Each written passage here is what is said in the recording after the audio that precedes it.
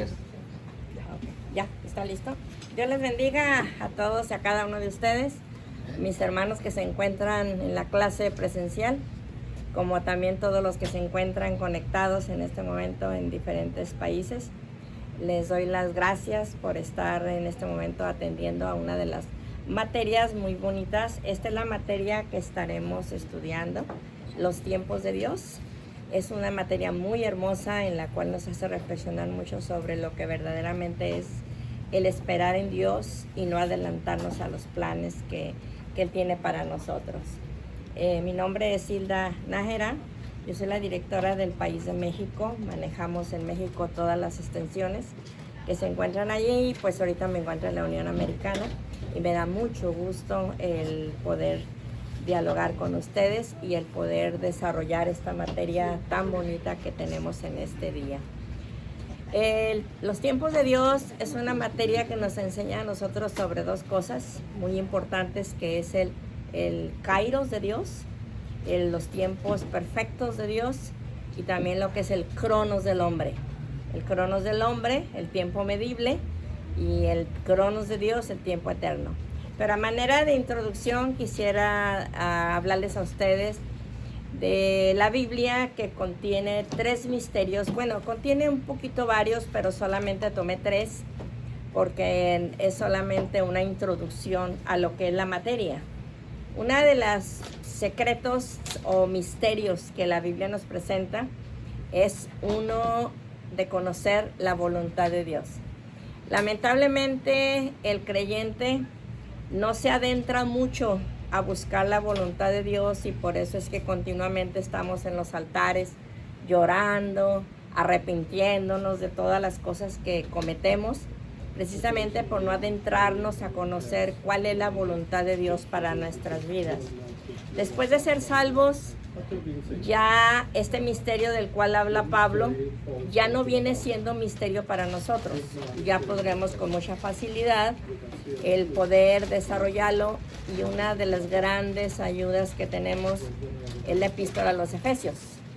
Efesios nos empieza hablando: bendito sea el Dios y Padre de nuestro Señor Jesucristo, que nos bendijo con toda bendición espiritual en los lugares celestiales con Cristo, dándonos a conocer el misterio de su voluntad. Significa que si Él ya nos dio el misterio de su voluntad, ¿qué tenemos que hacer? ¿Sigue siendo misterio para nosotros los creyentes el misterio de su voluntad? Por supuesto que no, porque ya nos lo dio como bendición. Solamente que la voluntad de Dios no está donde nosotros quisiéramos que estuviera inmediatamente en nuestro diario caminar, en nuestra vida cotidiana. Por supuesto que no, la voluntad de Dios hay que buscarla, hay que escudriñarla a través de su palabra, y hay que buscar que verdaderamente sea la voluntad de Dios para nuestras vidas. Este es uno de los misterios. El otro misterio que Pablo nos habla, que es verdaderamente algo a lo cual es una bendición el poder adentrarnos a ese misterio, y es el misterio del matrimonio. El matrimonio es un misterio porque es una gama de cosas. Es como una feria que trae de todo.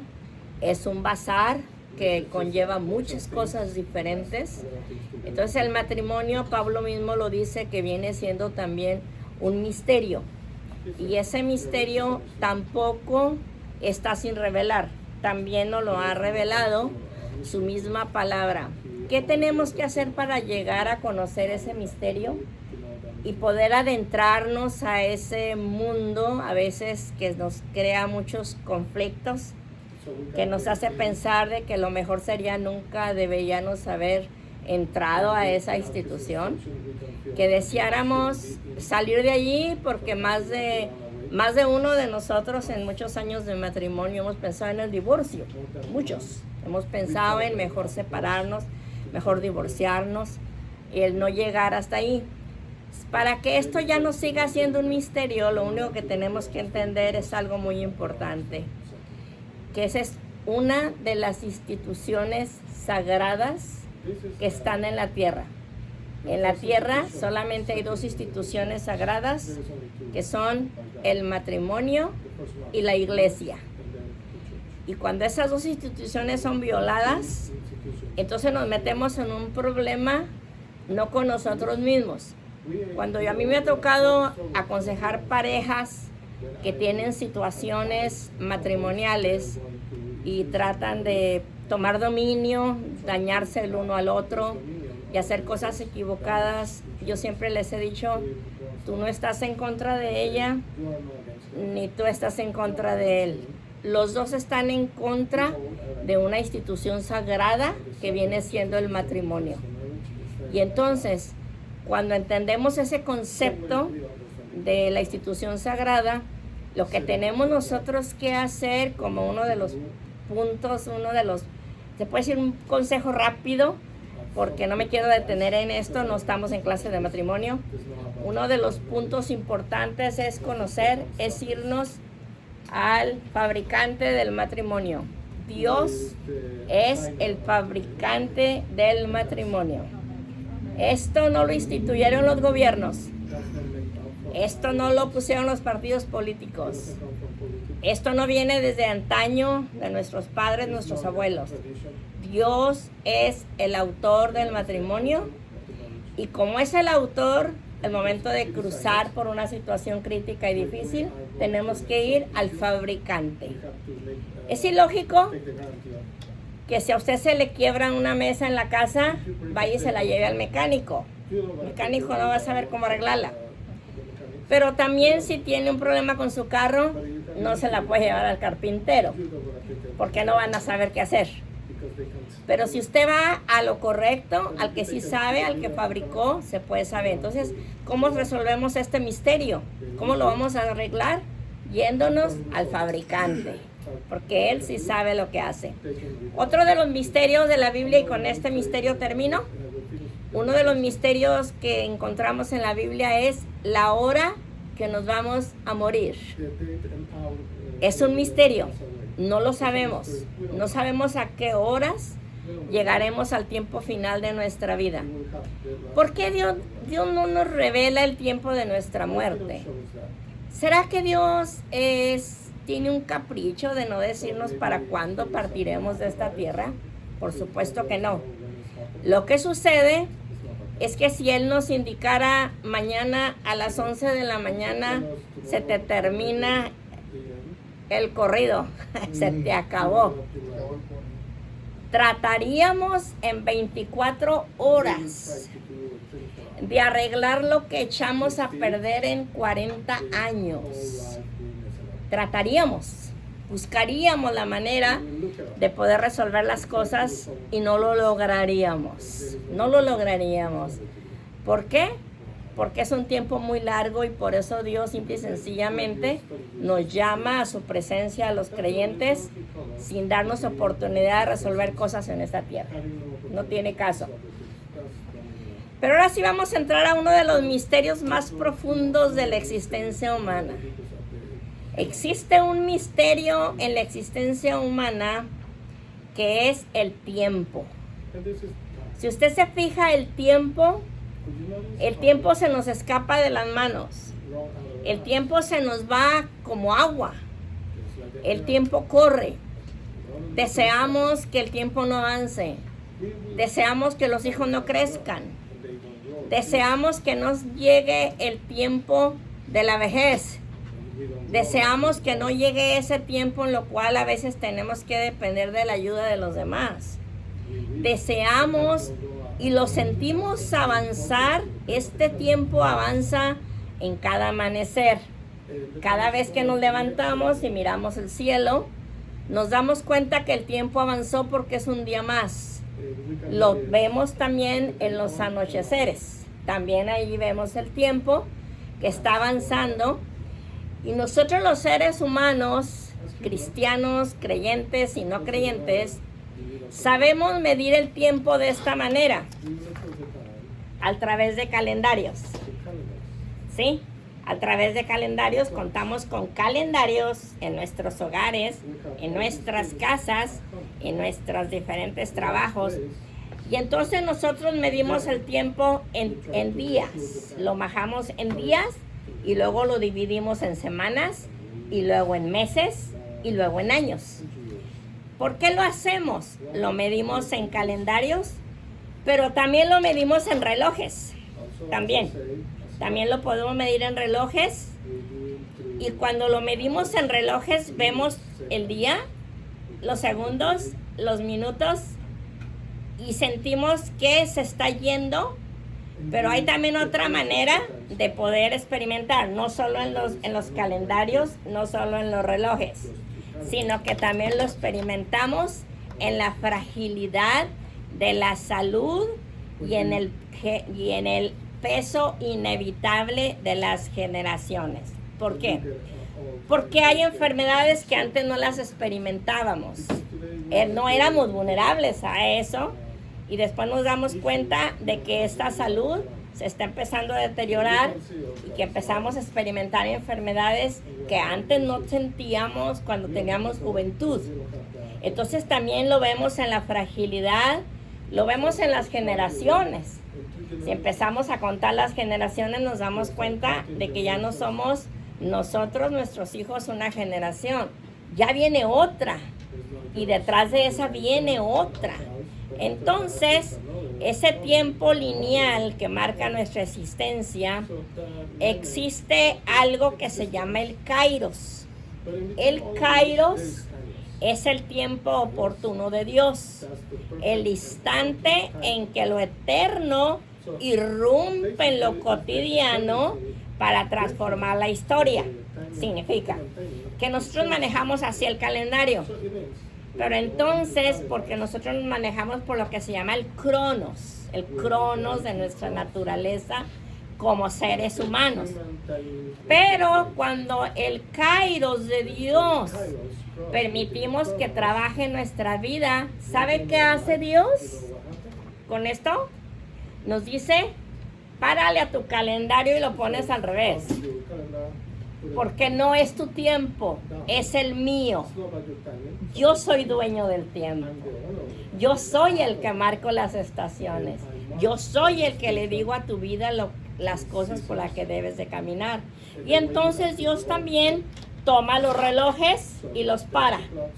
Los para que nosotros podamos caminar de una manera correcta y con propósitos en la vida. Este es el Kairos de Dios. Si no nos estamos entendiendo hasta ahorita, porque esto como que trae mucha filosofía, lo que es el Cronos y el Kairos. Pero vamos a seguir manejándolo. El Kairos es el cruce. Se cruzan lo humano y lo divino. Es un cruce entre lo que perece y lo que permanece. Humanos, perece. Kairos de Dios, permanece. Aquí encontramos entonces que uno de los misterios de la Biblia es que nosotros tenemos que aprender a hacer una diferencia. Como creyentes tenemos que aprender que el cronos somos nosotros, ¿verdad? Para irnos entendiendo. El tiempo del cronos somos nosotros. El tiempo cronológico y el kairos, el tiempo oportuno. El término cronos proviene del griego y habla de un tiempo cuantitativo que se mide por calendarios, ¿sí? Y el que puede medirse en segundos, minutos, horas. El kairos es también un término que significa momento oportuno o tiempo adecuado. Significa, nosotros nos manejamos por esto y esperamos el cronos nuestro. ¿Sí lo esperamos? Ya estamos esperando el tiempo de la Navidad, porque miramos los adornos en las tiendas, ¿sí? Y estamos esperando y haciendo el ahorrito para los regalos navideños. ¿Sí? Estamos en el cronos. Es el tiempo oportuno, ese. Pero también viene uno que es el tiempo adecuado. O sea, Dios dice, lo pones al revés. No es tu tiempo. Paras el reloj, no es tu tiempo. Entonces Dios, ¿qué hace? un momento oportuno y adecuado, diferente al de nosotros, que es cuantitativo. El de nosotros es medición de meses, medición de días, medición de horas o medición de nuestra impaciencia también. Ese es el cronos de nosotros. El kairos se asocia con la llegada del reino también. Ahora, vamos a ver este punto de vista muy importante. Puede usted decir, entonces el cronos nuestro, que es medible, que es humano, que es inoportuno, ¿es malo? ¿Es malo ese tiempo para nuestra vida? Entonces, ¿solo el cronos, solo el kairos es perfecto? Por supuesto que no. El cronos no es malo. ¿Sabe cuándo no es malo el cronos en nosotros? Cuando sabemos manejarlo. Cuando sabemos manejarlo. Porque al saber manejarlo, entonces nosotros entenderemos que ya no vivo yo, Cristo vive en mí. ¿Sí? Es cuando lo entendemos claramente y entonces decimos, agosto. No llegó lo que esperaba, porque estamos en el cronos. Quizá marzo, septiembre, octubre, noviembre, diciembre, 2026, 2027. Pero el cronos es el que dice, es a mi tiempo, no al tuyo. No al tuyo. Ese es el cronos. Entonces, ¿es malo el cronos para que nosotros nos midamos por esto? No, por supuesto que no. No es malo. ¿Por qué? Vamos a ver que Dios utilizó el cronos y el kairos. Las dos cosas. ¿Por qué? Porque nos quería enseñar a toda la humanidad cómo se manejaban las cosas. Y esto sucede desde el principio de la creación, desde allá viene. No es algo que nació en este momento y que lo estamos manejando mal. No. Desde el principio de la creación miramos el cronos de Dios manejándolo de una manera correcta. ¿Qué hizo Dios cuando creó el universo? Dios hizo esto. Día 1, creación. Día 2, otra cosa. Día 3, otra cosa. Día 4. Y él mismo lo especifica aquí en el libro de Génesis cuando dice, y fue la tarde y la mañana del día siguiente. ¿Qué utilizó Dios? El cronos. Él utilizó el cronos, ¿sí? Pero vamos a ver algo bien importante que nos llama a nosotros la atención. Cada vez que Dios terminaba una creación en el calendario, ¿qué decía él? Todo es bueno. Significa esto que Dios hizo la creación y cada vez que él iba avanzando del día 1 al día 2 se detenía. ¿Para qué se detenía? Para admirar que lo que había hecho era bueno, ¿sí? Él se detenía y decía, todo es bueno. Admiraba los astros y él decía, es bueno. Admiraba los ríos, es bueno. Admiraba los océanos que se dividieron en tierra seca y tierra y agua, es bueno. ¿Qué nos enseña la creación acerca de esto? Y usted no me tiene que contestar, solamente medite. ¿Acaso nosotros, cuando trabajamos en el cronos y hacemos algo, sea para la familia, sea para el matrimonio, sea para la vida, sea para la comunidad, sea para la iglesia, sea nuestro ministerio? La pregunta es, ¿si nos detenemos a admirar lo que estamos haciendo? Sea sincero. Nunca. Parecemos gallinas descabezadas. A lot of people look like chicken without head. Hacemos 20,000 cosas. We do a lot of Y quisiéramos que los días no fueran de 12 horas, quisiéramos que el día fuera de 20. 24 hours. ¿No ha expresado usted esta expresión? No me alcanzó el día. ¿Sí lo ha dicho? No me alcanzó el día. ¿Qué significa esto? Que nosotros no estamos siguiendo el modelo de la creación, porque dice que Dios, ¿qué hizo? Admiró lo que había hecho. Él utilizó el Cronos y utilizó el Kairos. Significa esto que nosotros desde la Biblia nos preocupamos mucho por querer entender el Apocalipsis cuando no entendemos el Génesis. Que son de Dios estableció el orden. Mire otra cosa. Dios descansó el séptimo día y lo santificó. ¿Qué hacemos nosotros con el día de reposo? Seguimos trabajando. ¿Verdaderamente sí lo tomamos? Ese día de descanso desde la mañana, porque dice que lo santificó. El día de reposo es santo, sigue siendo santo.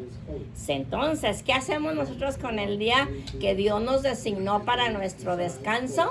Seguimos trabajando. Seguimos haciendo muchas cosas, pero no hacemos lo que verdaderamente tenemos que hacer. Admirar nuestro trabajo, disfrutar de él, disfrutar de lo que tenemos y de las cosas significativas que Dios nos ha regalado como cristianos. No lo hacemos. Entonces, significa que no estamos entendiendo bien ni siquiera la creación, pero queremos entender Apocalipsis. ¿Sí? Entonces, ¿qué tenemos que hacer nosotros? Mirar, los profetas del Antiguo Testamento, ellos conocían muy bien lo que era el Cronos y lo que era el Kairos. Y si usted estudia a los profetas mayores y estudia a los profetas menores, se da cuenta que ellos tenían una interpretación muy correcta de las cosas que eran. Dios les decía y les destinaba. Para mi pueblo se ha comportado de una manera tan incorrecta. El asno conoce el pesebre de su señor y el buey conoce todas las cosas de la siembra. Israel no me conoce. Le estaba diciendo a los profetas, y los profetas, especialmente Isaías, que fue el profeta mesiánico, él le decía a Dios cuándo sería el tiempo en el cual Dios trataría con ellos. ¿Qué haría Dios con ellos después de haberlo olvidado, después de haberlo dejado? Dios le decía a él que venía el tiempo de Dios para el juicio del pueblo de Israel. Y a veces no le revelaba completamente lo que iba a suceder, pero sí le decía, le abría los oídos y le decía, solamente escucha que viene tropel de ejércitos contra Israel. Vienen. Y es un pueblo sanguinario.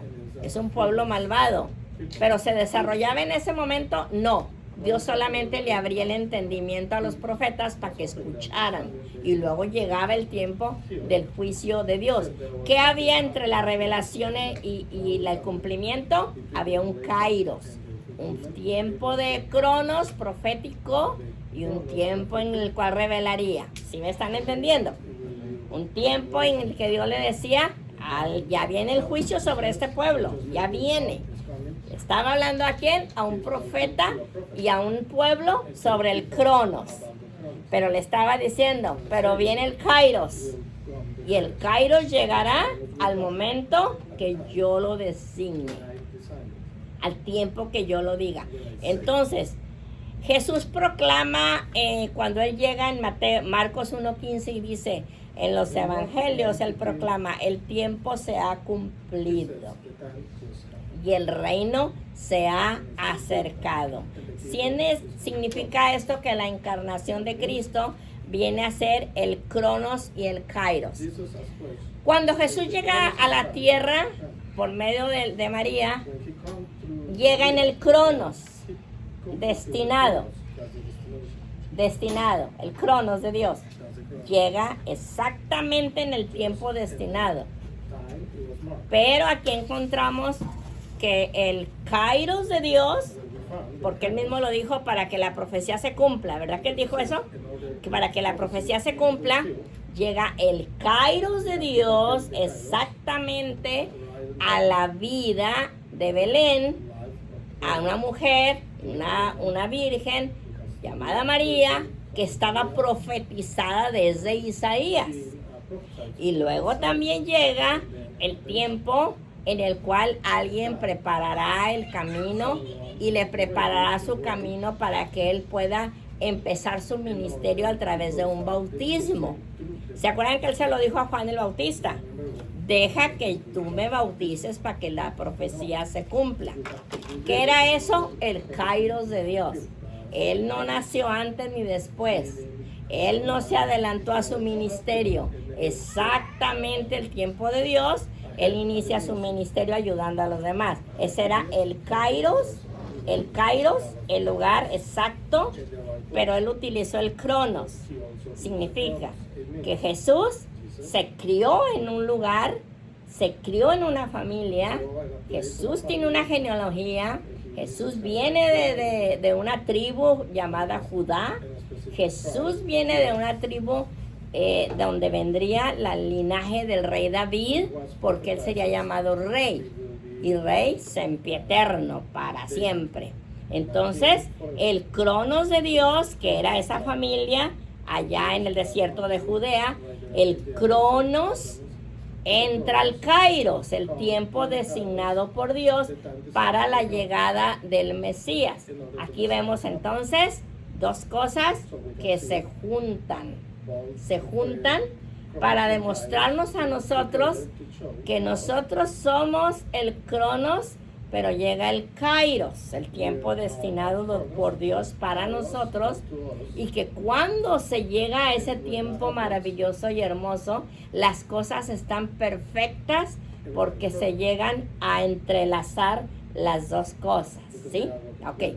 El cronos es indispensable porque sin él la vida carecería de orden. Es el tiempo que permite organizar la existencia de los ciclos de trabajo, del descanso, de las estaciones, de la agricultura, los calendarios, la memoria de todos los pueblos. Significa que si no hubiera el cronos, verdaderamente no existiría un orden, no habría un orden. Pero se requiere que exista el cronos para que exista un orden. Entonces aquí podemos transmitir la identidad de todos los tiempos. Ahora vamos a ver algo bien importante, que lamentablemente el cronos no lo sabemos a veces vivir. Lo convertimos en un tiempo de desgastes. El cronos del hombre se viene a convertir en tiempos de desgastes en el cual no sabemos vivirlo, no sabemos cómo hacerle, no entendemos el por qué la vida está corriendo con tanta rapidez, no entendemos por qué tenemos tantas situaciones en nuestra vida, porque no entendemos que el kairos es un tiempo de envejecimiento, rutina, repeticiones, y el ser humano experimenta la finitud con el paso de los días, mientras que el kairos introduce novedad y renovación. Pero entonces, ¿cómo le vamos a hacer con esta situación? Porque como que está medio polémica, ¿verdad? Como que está medio polémica la situación, es porque viene mucha filosofía aquí. ¿Cómo le vamos a hacer si tenemos el cronos y queremos entender el kairos? Para poder entenderlo, vamos a ir ahí en sus libros. Ustedes tienen una en la página 10, tienen una tabla dimensional, que esa tabla nos ayuda, y ya con esto termino esta parte para entrar a otro campo donde vamos a ir entendiendo mejor todo este aspecto. En la naturaleza, el cronos es un tiempo medible y lineal. ¿Qué significa en la naturaleza? Que todo tiene su tiempo, que la fruta no sale antes de tiempo, que la agricultura no sale antes de tiempo. Y el kairos viene siendo el tiempo oportuno. Vamos a decir, la naranja. La naranja es una fruta del invierno, ¿sí? Es del invierno, la naranja. Entonces, los agricultores hacen en el cronos el tiempo medible, lineal. Pero Dios es el que pone el tiempo oportuno. Invierno, la fruta de la naranja. Vamos a ver otro aspecto. En su función, el cronos organiza la vida cotidiana. Y el kairos introduce novedad y cumplimiento. Un ejemplo bíblico, genealogías, ciclos de días. Nosotros tenemos genealogías. Usted tiene hijos, nietos, quizá ya tenga bisnietos. ¿Por qué? Porque son genealogías o ciclos de vida. En cambio, en el kairos es una encarnación, una resurrección y un pentecostés.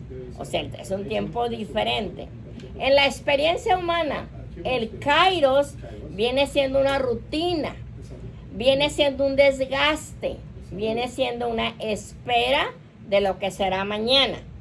En cambio, en el kairos es una renovación, una gracia y una intervención divina. En la dimensión teológica es un escenario de la historia. Viene caminando día con día, año tras año y décadas tras décadas. Y en el kairos es un acontecimiento de la salvación. Aquí Jesús anuncia tiempos de restauración y está hablando. Aquí estamos en la página 13. Página 13, los evangelios muestran que la vida de Jesús está marcada por momentos cargados de significado. Por ejemplo, regresamos, su nacimiento no fue ni antes ni después, el tiempo exacto, pero antes de que llegara el tiempo exacto de la llegada de Jesús, primero era necesario que se preparara un camino. ¿Ustedes recuerdan la materia, el periodo intertestamentario? ¿Sí recuerdan? Llamado también 400 años de silencio. Ustedes la tomaron. 400 años de silencio. En esos 400 años de silencio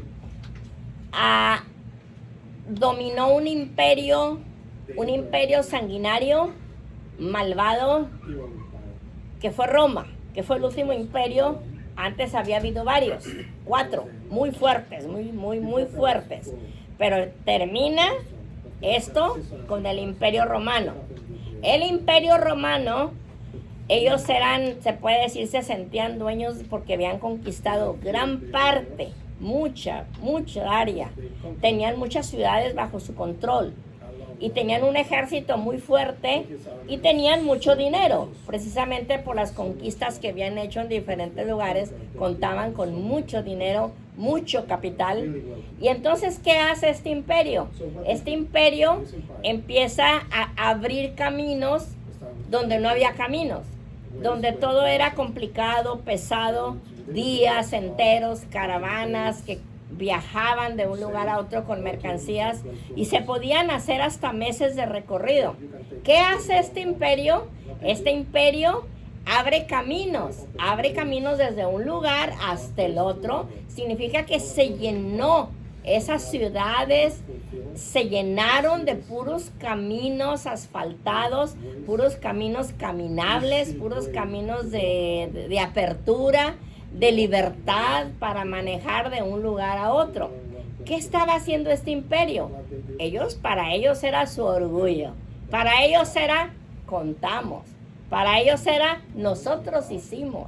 Pero no se habían dado cuenta de una cosa, que cuando ellos hicieran todo eso y que abrieran todo ese campo flexible para caminar, ni siquiera se habían dado cuenta que ellos estaban abriendo caminos para el evangelio. No lo sabían ellos. Y entonces, ¿qué pasa? cuando ellos terminan los caminos y conectan los países, acuérdense de Pablo, desde Jerusalén hasta Grecia, hasta Siria, los discípulos hasta Turquía. O sea, ellos no sabían que ese camino era preparado para una explosión de buenas nuevas de salvación. Y cuando ellos terminan todo eso, nace el Mesías. ¿Se da cuenta? Ni antes ni después. Nace el Mesías. Pero para este tiempo que nace el Mesías, también nace otro que iba a preparar el camino, pero ya no caminos como el Imperio Romano. Este iba a preparar caminos para el arrepentimiento de a todos aquellos a los cuales escucharan a Jesús. ¿Se da cuenta? Jesús no nació antes. Jesús nació en el tiempo exacto y empieza en el momento exacto. Su crucifixión. 12 hombres, aparte de su familia. Estaba yo escuchando documentales sobre las genealogías de Jesús, y Jesús tuvo una familia muy fuerte, tuvo muchos primos, tuvo hermanos y tuvo hermanas, y uno de ellos fue la epístola de Santiago. Santiago era hermano de él, y se cree que tenía hermanas también, que también estuvieron cerca de la cruz cuando a él lo crucificaron. O sea, era una extensión grandísima de familia de la genealogía de Jesús. Aquí encontramos entonces que cuando Jesús empieza su ministerio, nosotros pensamos que a Jesús su ministerio lo desarrollaron y lo llevaron los 12 discípulos, después llamados 12 apóstoles. No, empezó con su familia, sus hermanas, sus hermanos. El que no estuvieran de acuerdo en muchas cosas, eso no evade de que casi toda la familia lo apoyara, porque cuando él llegó a su ministerio, él tenía verdaderamente ya una extensión grande. Entonces aquí encontramos que era el tiempo preciso. ¿Cómo se llamaba eso? El Kairos de Dios, el tiempo preciso para cada cosa. Efesios 5:16 nos sigue hablando y dice que aprovechemos bien el tiempo porque los días son malos. Aquí encontramos a un gran ejemplo que es Pablo. Pablo, el tiempo para él es un campo de batalla. Después de perseguir la iglesia, matarlos, arrastrarlos, encarcelarlos, asustarlos, llega el Kairos de Dios a través del camino donde él iba a apresar a los hombres y a las mujeres que habían huido para esas secciones para poder matarlos. ¿Qué llega para él? El Kairos de Dios. El Kairos de Dios, donde le dice: Pablo, ¿qué te pasa? ¿Qué te pasa? ¿Por qué me persigues? Ese era el momento preciso. ¿Quién se lo iba a imaginar? Que era el momento preciso para que él entendiera. Ahora, nosotros vivimos en un tiempo también igual que el de Pablo, en un campo de batalla. Así como él tenía un campo de batalla donde él era el protagonista, donde la injusticia, donde el pecado y toda la oposición al evangelio estaban en su gran auge, nosotros también nos encontramos frente a eso. Y sabe que en muchas ocasiones nos convertimos nosotros también en perseguidores del evangelio, muchas ocasiones. ¿Sabe cómo? Avergonzándolo a través de nuestros actos. Y puede llegar un momento en el que Dios dice: ¿qué te pasa, María? ¿Por qué me andas persiguiendo? Porque llega el Kairos de Dios. Llega el Kairos de Dios a la vida. Significa que nosotros tenemos que aprender a aprovechar bien el tiempo. Sí, utilizar calendarios, utilizar tiempos, utilizar relojes. Sí, pero que nosotros podamos entender que todo esto está dirigido por el Dios que todo lo sabe y que todo lo entiende. Entonces, el creyente evangélico debe entender esos conceptos y no tratar de vivir un calendario lleno de opresión, lleno de estrés, lleno de muchas cosas que nos vienen a causar muchos problemas. Esta mañana descubrí algo precisamente en una investigación de ciencia médica. ¿A qué se debe el problema? Vamos a usar palabras mexicanas. ¿A qué se debe el problema de la barriga grande? ¿Cuál es el primer punto? Que le van a la América. Y me llamó tanto la atención que me quedé hasta el final de todo el reportaje porque lo estaba hablando un médico especialista en obesidad. Y él decía que el problema más fuerte es el estrés. Y cuando una persona experimenta mucho estrés, entonces su cuerpo no desarrolla eso que debe ser para sacar todo lo que sirve. ¿Y sabe usted para dónde se va? Para el hígado. Como el hígado está muy cerquita del abdomen, entonces el hígado le pasa al estómago la gordura que debía de desechar porque el estrés no lo deja. ¿Qué significa eso? Que los seres humanos están así y que es uno de los problemas más fuertes que existen en este momento. ¿Por qué? Porque no sabemos manejar esto. Día con día, trabajo tras trabajo, hora tras hora, estrés, el fin de semana, el mes se nos vino, ya se está acabando el tiempo. Entonces, eso es lo que nos hace a nosotros tener problemas de salud, ¿sí? Entonces, no entender el kairos de Dios es una situación un tanto crítica para nosotros como creyentes. El conocer los tiempos de Dios. Vamos a tratar de ver unos grandes ejemplos de lo que es los tiempos de Dios. El fundamento bíblico que nosotros encontramos en la palabra de Dios, la encontramos allá en Eclesiastés 3, del 1 al 8.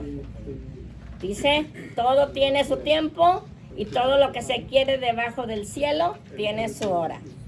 Hay tiempo de nacer, tiempo de morir, de plantar, de arrancar lo plantado, de matar y de curar, de destruir, de edificar, tiempo de llorar, tiempo de reír, tiempo de endechar y tiempo de bailar, tiempo de esparcir piedras y tiempo de juntar piedras. No tiene que buscarlo en la Biblia, aquí está en la página 20.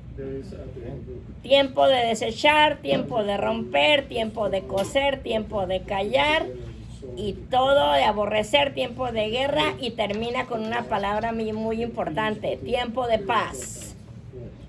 Significa que este calendario de Eclesiastés nos recuerda que el hombre no controla el calendario de la existencia, no lo controla, aunque nosotros queramos o nos sentamos muy capacitados para poder controlar el calendario de la existencia, no estamos capacitados para eso.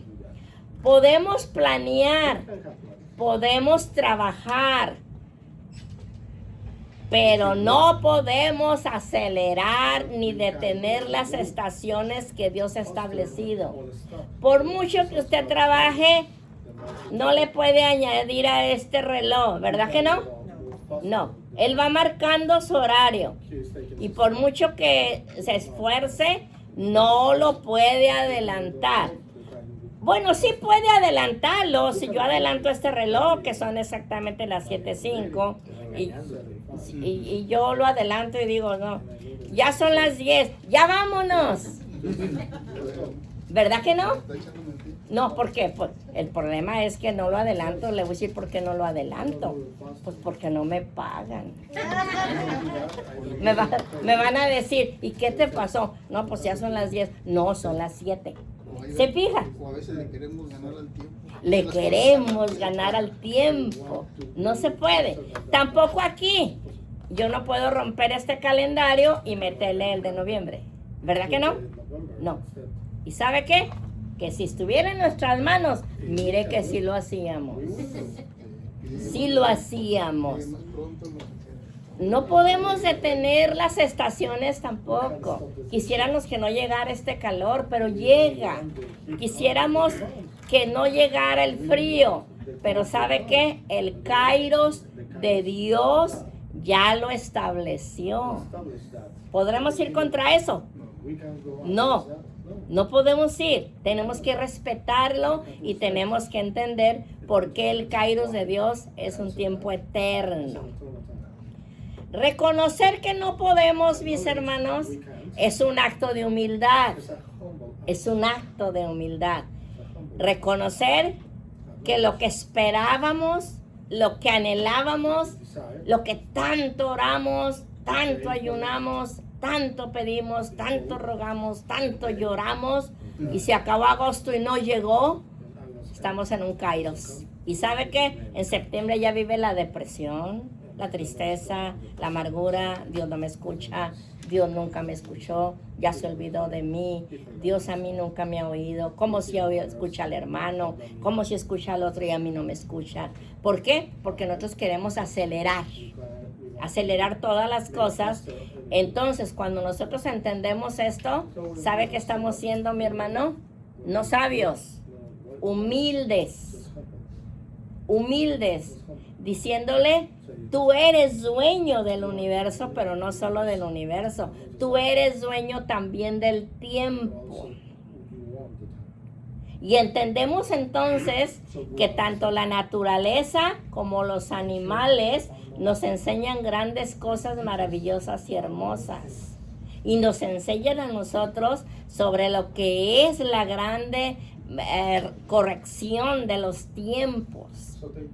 Su palabra dice, los cielos cuentan tu gloria y el firmamento anuncia la obra de tus manos. No podemos detener la salida del sol, porque él mismo dijo en su palabra, en ellos puso tabernáculo para el sol. Y como poderoso gigante, se alegra para correr el camino. De un extremo es su salida y su fin hasta el curso de ellos, y nada hay que se esconda de su calor. Significa que el sol entiende el Kairos de Dios y nosotros no logramos a veces entenderlo. No logramos entenderlo. A mí me gusta caminar por las mañanas y de repente veo un pequeñito que se está asomando por la ventana, el sol me está ganando y me levanto rápido y a veces el sol sí me gana.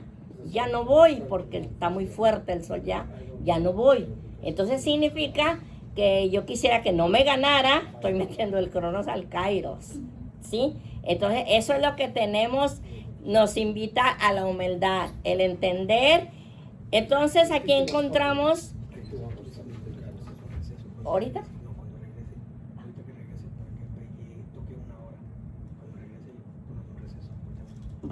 ¿vienes ahorita?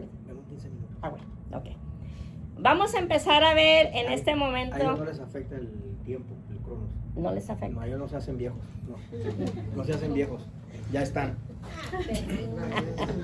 Hay joven, hay los que- Pero solo habló de los presentes, de ustedes, no, ustedes siguen jóvenes. Vamos a ver algo, el por qué usted y yo en muchas ocasiones vivimos el cronos de una manera tan acelerada y no queremos esperar el Kairos de Dios.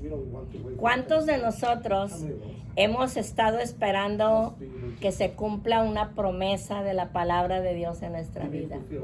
¿Cuántos de nosotros hemos tomado la palabra de Dios y hemos querido torcerle el brazo a Dios y decirle, aquí dice tu palabra esto, y por qué a mí no me lo has dado? ¿Por qué has tardado?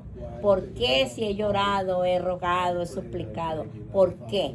Entonces, porque estamos actuando en el cronos, en nuestra naturaleza humana.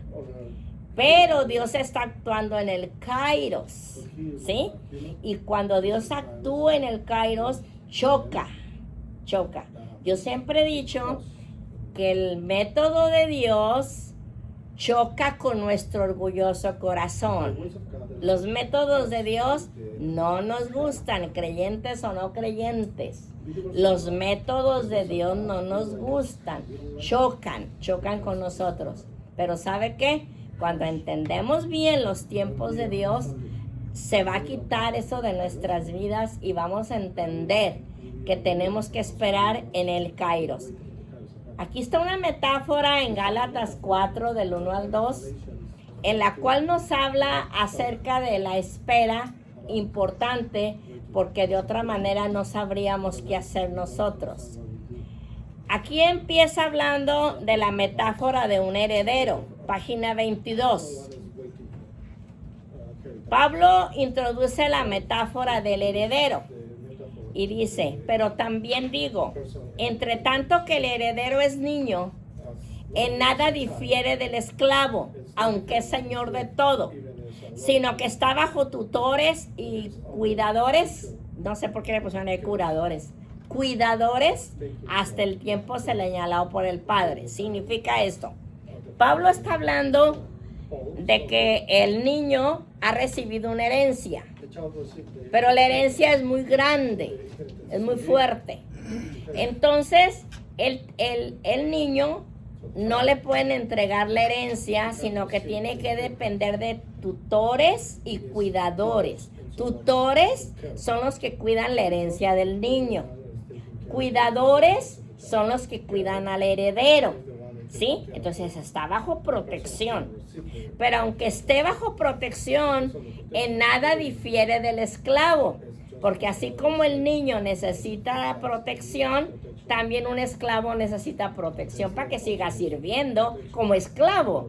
¿Necesita cuidadores? Por supuesto que también el esclavo necesita cuidadores para que no se vaya a escapar del lugar donde lo compraron como esclavo. Entonces, está el heredero y está el esclavo, en nada difiere. ¿Verdad que son iguales? Los dos necesitan que se les cuide, los dos necesitan quien los esté vigilando, los dos. ¿Por qué? Porque al niño no le pueden entregar la herencia. ¿Sabe por qué no se la pueden entregar? ¿Por qué cree usted que no le pueden entregar la herencia? No sabe cómo manejar la herencia. No sabe. ¿Qué pasó con el hijo pródigo? Fue y se gastó todo lo que el padre le entregó. Y después vino diciendo, hazme como uno de tus siervos. Ya no me mires como tu hijo. Entonces, aquí en esta metáfora nos enseña a nosotros algo muy importante. Que en muchas ocasiones, eso, por lo que hemos llorado, hemos rogado, hemos suplicado, hemos ayunado, que hemos llorado, hasta nos hemos peleado con Dios. ¿Cierto o no? ¿Por qué no nos lo da? Porque no sabemos manejar. Es el tiempo. No sabríamos cómo manejar. No sabríamos. Es por eso que Dios nos hace un llamado a todos los ministros. Un llamado a un destinado llamado a uno de los dones especiales que viene siendo el pastor, el evangelista, el profeta, el maestro, el apóstol. Un llamado. Usted se puede imaginar, mi hermana, usted que es pastora, que Dios le entregara a usted los 5 ministerios llamados, ¿cuál escogería? Si con uno no podemos. ¿Sí? Entonces se da cuenta que Dios nos entrega con lo que podemos. Y con lo que no podemos, no. De la misma manera, si Dios entregara a una sola persona los 9 dones del Espíritu Santo, de por sí, un don y hace negocio. ¿Se puede imaginar 9 dones? ¿Verdad que no? Le salen alas. Sí.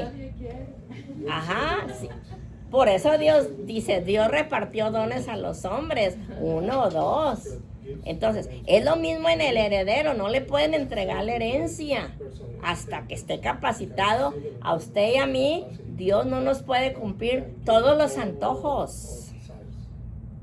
Es una mentira eso de que dicen por ahí, no sé si aquí también lo dirán, Dios cumple antojos y endereza jorobados. No, Dios da lo que sabe que podemos manejar, ¿sí? ¿Por qué Dios ya no nos da 12 hijos como nuestros abuelos? ¿Por qué no se podrían mantener? Terminarían viviendo del welfare. Sí, sí. Entonces se da usted cuenta por qué Dios en muchas ocasiones no nos cumple lo que nosotros queremos. Y entonces sabe qué sucede cuando Dios no cumple con lo que nosotros queremos. Y entonces entra en nosotros la impaciencia. Entra la impaciencia. Empezamos a decir que Dios mintió en cuanto a sus promesas, que lo que escrito está ahí, entonces no es para mí, no, si es para ti, pero primero tengo que llevarte a una situación de formación para poder entregarte, así como a este heredero no le pueden entregar la herencia porque no está capacitado para poder hacerlo, no está. Entonces, la impaciencia que entra en nosotros cuando no recibimos resultados inmediatos es el Padre sabe que entregarnos mucho sin preparación para recibirlo puede ser muy destructivo, puede ser destructivo. Entonces Dios no nos da lo que Él sabe que será un peso para nuestras vidas, que será un peso que no sabremos cómo manejarlo porque ciertas bendiciones no son para nosotros. No todas las bendiciones escritas en su palabra son para nosotros. Como de la misma manera, no todas las maldiciones escritas en su palabra son para nosotros.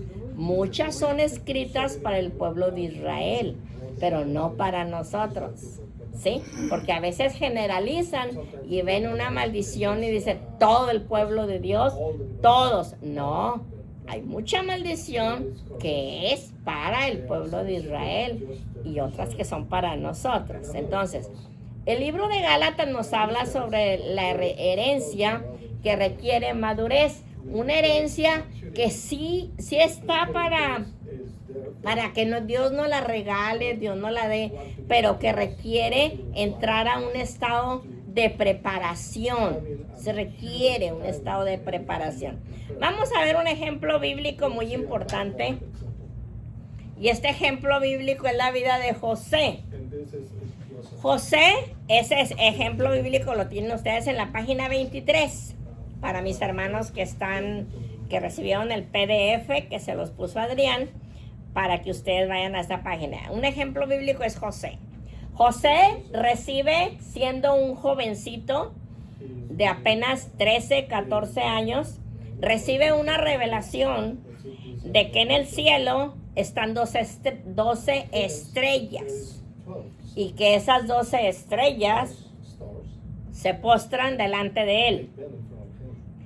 Y que también había otras 2 estrellas grandes y que también se postran delante de él.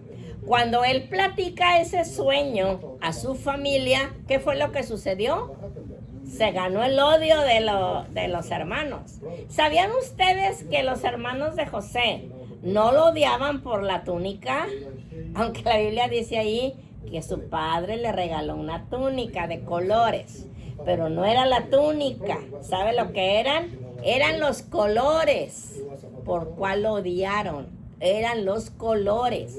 ¿Por qué? Porque venía de muchos colores y el color negro que traía esa túnica era costosísima, costaba mucho dinero ese color oscuro porque venía teñido de muchos colores, ¿verdad? Pero cuando lo vieron esa túnica y le vieron color negro, se dieron cuenta que su padre había gastado una fortuna porque los colores negros en ese tiempo se traían desde muy lejos. No era que los fabricaban en el Medio Oriente, sino que esos colores eran de mucho, muy lejos y por lo tanto eran carísimos, mucho, muy caros. Entonces la túnica traía colores negros. Y fue ese color lo que les encendió el coraje. Porque dijeron, se gastó tanto dinero en ponerle unas pocas líneas negras. Fue el color lo que les afectó. Y luego su padre le dice, ¿cómo, José, se te ocurre a ti que siendo tú un muchachito insignificante y tus hermanos siendo unos grandes que cuidan los rebaños, más grandes que tú, con más experiencia que tú, ¿cómo se te ocurre que nosotros nos vamos a inclinar ante ti? ¿Cómo se te ocurre esa ilusión que estás teniendo? Era una realidad. Dios sí le había revelado a él eso. Pero si José se hubiera quedado con las siguientes revelaciones que Dios le dio adentro del seno familiar, ¿sabe qué hubiera pasado con José? Si se hubiera quedado en el seno familiar recibiendo más revelaciones, porque verdad que si José está recibiendo revelaciones, Dios siguió revelándole más sueños, Dios siguió revelándole más cosas que iban a suceder. ¿Qué cree usted que hubiera pasado si José se queda en casa materna? ¿Qué hubiera pasado? No se hubiera cumplido. Si él hubiera seguido recibiendo revelaciones, pero en casa paterna. ¿Sabe qué hubiera? ¿Mande? Él se hace el jefe. Él se hace el jefe. No. ¿Sí? ¿Sabe qué? Lo matan. Lo hubieran matado. Como para terminarle la ilusión, terminarle las revelaciones, terminarle todo eso. Entonces, ¿qué hace Dios? Fíjese bien en este ejemplo. ¿Qué hace Dios? Lo saca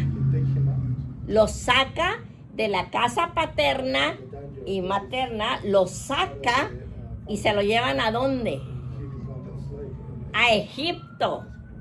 Porque ¿dónde él iba a ser el Salvador que iba a salvar a una nación, no solamente Egipto, sino las naciones todas alrededor, incluyendo su familia, sus 12 hermanos?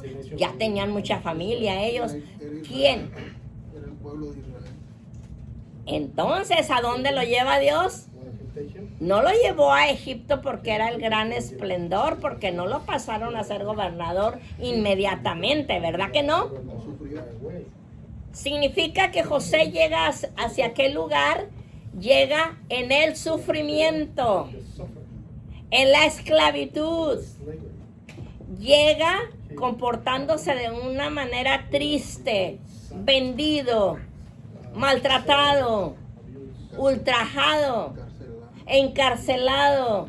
Llega en un tiempo crítico de su vida y llega a formar parte en la historia, haciendo una contabilidad. Cuente usted desde 14 años aproximadamente, que sale de su casa vendido a Egipto, hasta 33 años cuando es instalado como el segundo del faraón. Haga la contabilidad. ¿Cuántos años fueron? 18 años. 18 años de preparación. Dios no lo lanzó de la cisterna donde lo echaron sus hermanos a ser el segundo, ¿verdad que no? Fue un proceso. ¿Por qué? Porque Dios había ya puesto la mirada en José. Dios ya sabía lo que José podía llegar a ser. Dios ya sabía que era un adolescente en el cual podía confiar. Dios sabía que sobre él ya pesaba una grande responsabilidad de ser el salvador de una de las hambrunas más terribles que experimentó el pueblo de Egipto y todos a los alrededores, las ciudades. Nosotros, la Biblia no nos expresa mucho sobre historia, pero las historias que yo he leído sobre qué pasó en esa hambruna, dicen que era algo tan espantoso, una hambruna tan fuerte, que se robaban los unos a los otros, y que cuando ya no había más que robarse por la hambruna tan fuerte, cuando ya no había más que robarse, se robaban los hijos de los otros. ¿Sabe para qué se los robaban? para hacerlos barbacoa, Sí. para comérselos. Así tan fea era la hambruna que vino, que José se los profetizó, ¿verdad? Ya no había perros. Ya no había, no, perros menos. Pero los primeros, Primeros. Sí, cuando es que se roban todo, digo, y ya, pues ya no había nada. ya no había nada. Era algo espantoso. Dicen que era una masacre que masacraban gente, pero luego después que la masacraban se mataban entre ellos por un pedazo de pan y todo, y luego ya decían, no, este es un desperdicio, pues echémonoslo, y se lo comían. Era algo espantoso, horrible, esa hambruna fue horrible, pero sobre la vida de un joven que Dios ya lo había destinado, lo había tomado para ser el salvador de todo ese imperio tan fuerte y sus derredores, incluyendo sus hermanos, sus sobrinos, su hermana Dina, que todavía estaba allí, su padre. Ya Dios ya había puesto la mirada en él, pero pasaron 18 años para llegar a ser de la cisterna al segundo del faraón. Estuvo pesado el tiempo. Ese es el Kairos de Dios. Ese. Cuando Dios prepara, cuando Dios le dice al Cronos, no es tu tiempo. Voltea tu calendario para otro lado porque yo ni lo estoy mirando. Párale a tu reloj porque no es tu tiempo, es el mío. Porque tú traes el crono, pero lo traes muy acelerado. Y estoy teniendo contigo muchos problemas. Pero como yo ya puse la mirada en ti, igual que la puso en José, como yo ya puse la mirada en José, como yo ya sé quién es José, y yo sé lo que va a hacer José, pero lo tengo que preparar para ese tiempo cuando él suba al trono. Es lo mismo, mi hermano, que está haciendo en muchos de nosotros. Es lo mismo. Dios no nos está entregando lo que tanto le hemos pedido, lo que tanto le hemos rogado. Puede suceder, igual que cuando llegaba por medio del profeta Isaías, le manda a decir al pueblo, ve, dile al pueblo que ya me tienen cansado con sus sacrificios, con sus machos cabríos, con sus animales, que solamente están derramando sangre y haciendo que apeste aquí todo el santuario. Diles que ya no me traigan animales, diles que ya no me traigan pan. Estoy cansado ya de sus lunas llenas, de sus días de reposo. Diles que yo ya ni los estoy viendo, que no los estoy escuchando. ¿Por qué? Porque Dios tenía un tiempo destinado para Israel. Exactamente lo que pasa en nosotros con todo nuestro montón de métodos que a veces queremos utilizar para agarrar a Dios del cuello y decirle, o me contestas o me contestas. Te he rogado mucho. María quiso hacer lo mismo en las bodas de Caná de Galilea, porque quería que Jesús reaccionara de inmediato. Fue a Jesús y le dice, se les acabó el vino, haz algo. Ella quería que reaccionara y él le dijo, ¿qué tienes conmigo, mujer? Todavía no ha llegado mi hora. María estaba en el Cronos. Quería ajustar a Jesús, los milagros de Jesús al cronos del caos de la boda, porque se había acabado el vino.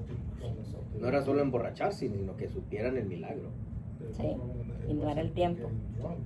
No era el tiempo.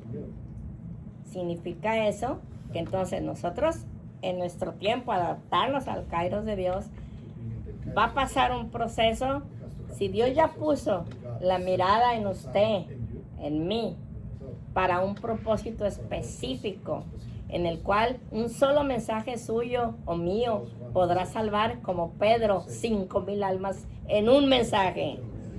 Si Dios ya puso la mirada en que usted irá a las naciones a llevar el evangelio y no le faltará nada, Dios estará allí, pero Dios tiene que cruzarnos por el proceso como pasó con José. 18 años en un proceso. En ese proceso viene el reconocimiento, viene la limpieza, viene la preparación, viene el tiempo correcto en el cual Dios dice, ahora sí, porque pasó con José. José todavía estaba en la prisión cuando recibe la última revelación, y entonces va y le dice al faraón lo que había soñado el faraón. Y ahí es donde empieza el tiempo de su ascenso, hasta llegar a ser José, ya no el soñador, ahora es el segundo del faraón. ¿Y sabe qué?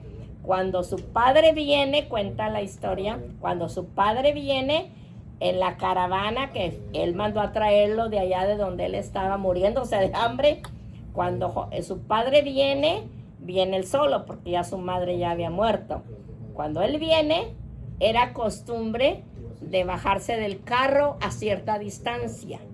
Y el padre, a pesar de ser un anciano, se baja del carro y se postra delante de José, cumplimiento de la profecía. Se postra delante de José y él corre y lo abraza, pero lo abraza en el suelo, porque el padre se postra.